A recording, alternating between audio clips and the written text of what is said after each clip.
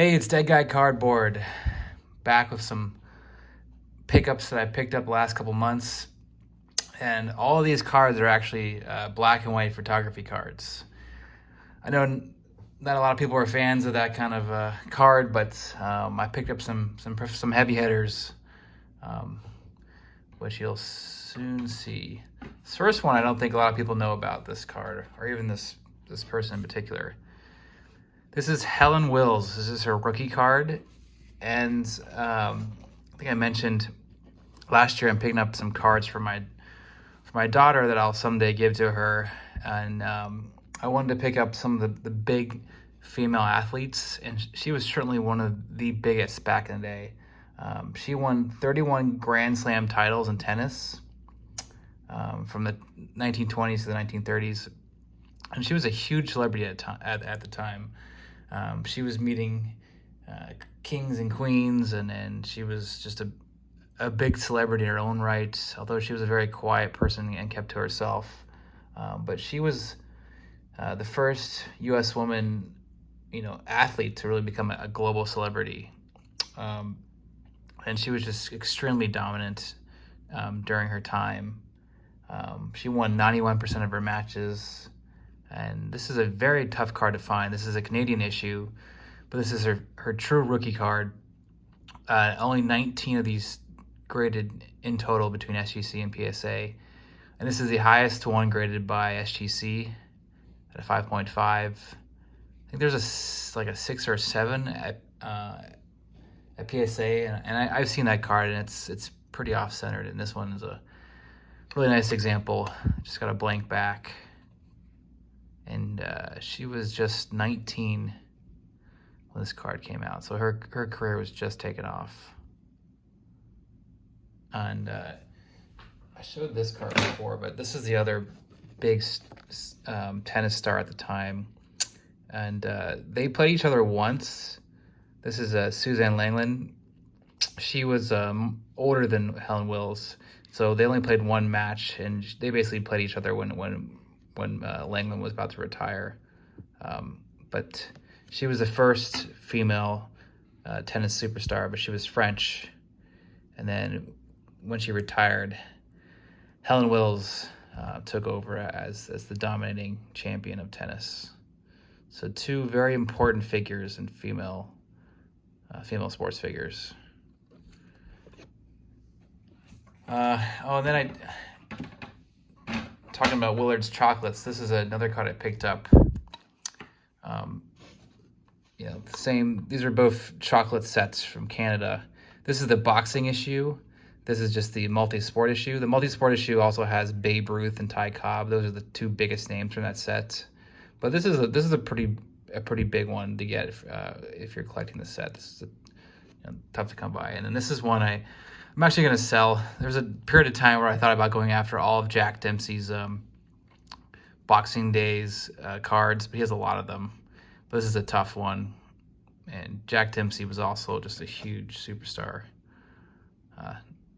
during the 20s. He was as big, or almost as big as Babe Ruth in terms of popularity.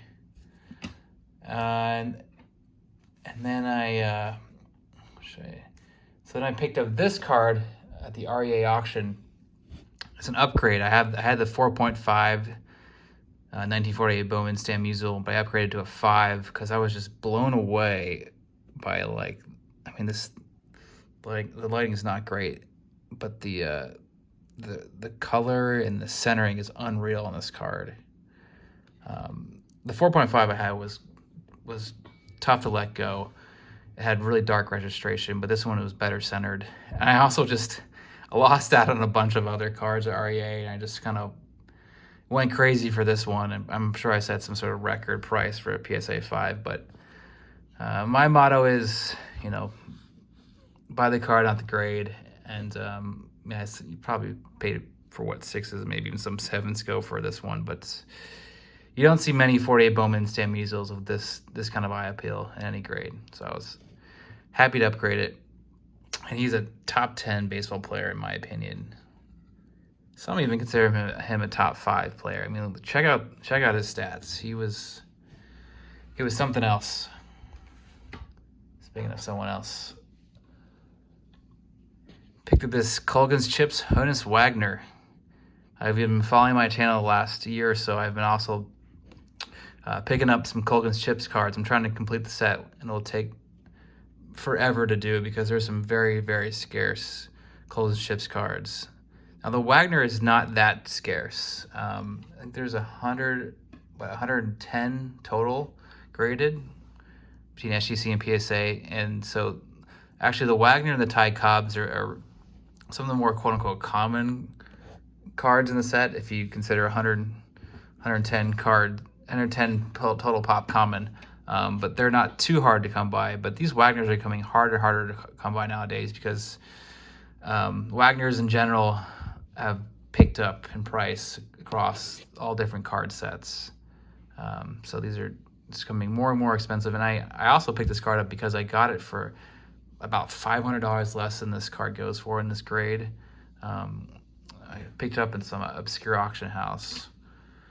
It does have this kind of like tape glue residue, which I'm not thrilled about. It might upgrade someday, but I mean the eye appeal on this Wagner looks fantastic, and it's of course the same exact Carl Horner portrait photo that was used in the Tito 6 Wagner, and this image has been used in various other sets, baseball card sets featuring Honus Wagner, but this is the one where it's depicted the right way. A lot of them are flipped, like the image is flipped, but this is the, you know, he's facing the way that it's portrayed in the Tito 6 card. That's, yeah, well centered and happy to have it. And then this is sort of a random thing I'd show off. I don't collect tickets, but I did picked up this. This is a New York City subway ticket from this was released around 1905, and then it lasted to I think 1911 or 12. Or it's hard to get a definitive date on when this is issued. But these are extremely scarce because these ticketed subway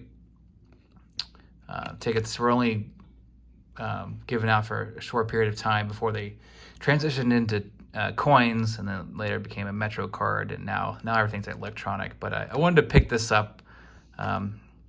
Someday I'll be moving out of New York City, but it's fun to know that this ticket might have been used by someone who was picking up, you know, Tito 6s and Colgan's Chips is the same time period, and these are incredibly scarce subway tickets. You just don't find these anywhere. That's it. I hope everyone's having a great July 4th weekend. Probably gonna be opening some of these off camera. Have these 2019 Topps Series 2 blaster boxes that have Tatis rookie cards in them, and we'll see how I do.